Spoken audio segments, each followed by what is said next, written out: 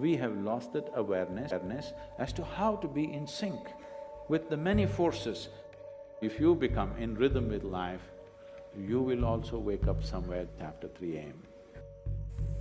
At that time, if you sit up and do whatever process you have been initiated for, it will bear maximum fruit.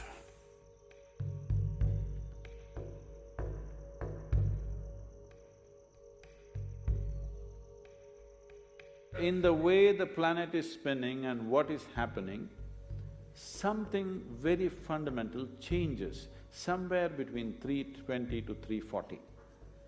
This is called Brahma Muhurtam. This is relevant only up to 33 degrees latitude. Your system, human system, functions in a certain way. It is a possibility. So, there has been an awareness about making use of this possibility. Your life is a product of many things that we call as the universe, many things that we call as existence. So we are a consequence of a certain phenomenal happening that we call as cosmos. We are not an individual existence. So when you get in sync, certain things will happen. You know, there's a cicadas in where we are in Tennessee, the US ashram, they wake up once in 17 years. Can you beat it? They know it is 17 years and they come awake and they breathe and they go back to sleep. They're keeping time once in 17 years, no alarm bell anywhere. Well, how is this? I'm saying they're in sync with nature. We have lost sync within nature and we think that is our nature. No. All the many ailments, many problems that human beings are suffering is simply because we have lost that awareness as to how to be in sync with the many forces which are making us who we are. So yoga is to bring that sync so that you are in rhythm with life. If you become in rhythm with life, you will also wake up somewhere just after 3 a.m. If you're conscious, suddenly a certain spark of aliveness will happen within you. Even if you're in deep sleep, you will come awake.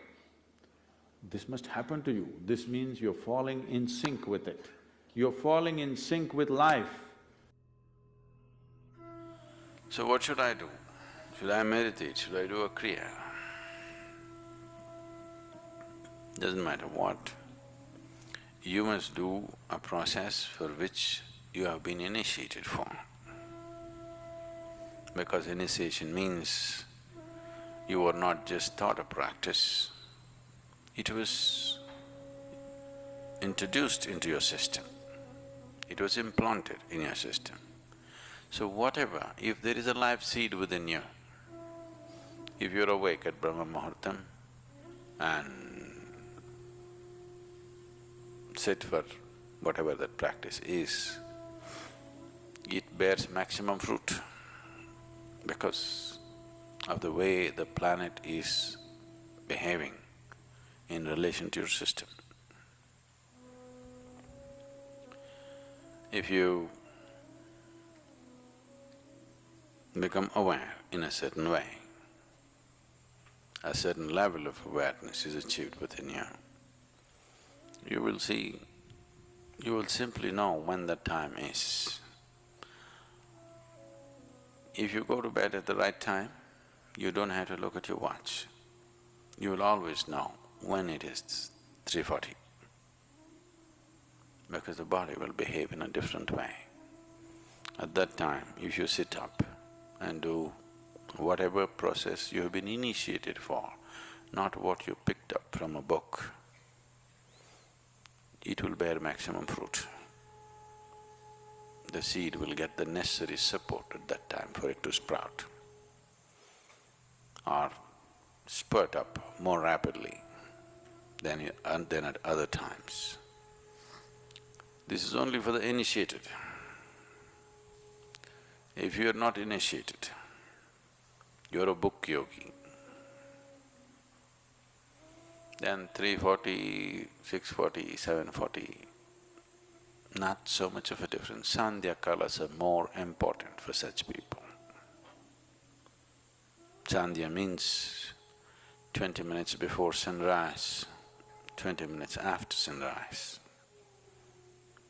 or 20 minutes before sunset and 20 minutes after sunset. The same goes for noon and midnight, but they're of a different nature. So these two twilights are better for the uninitiated.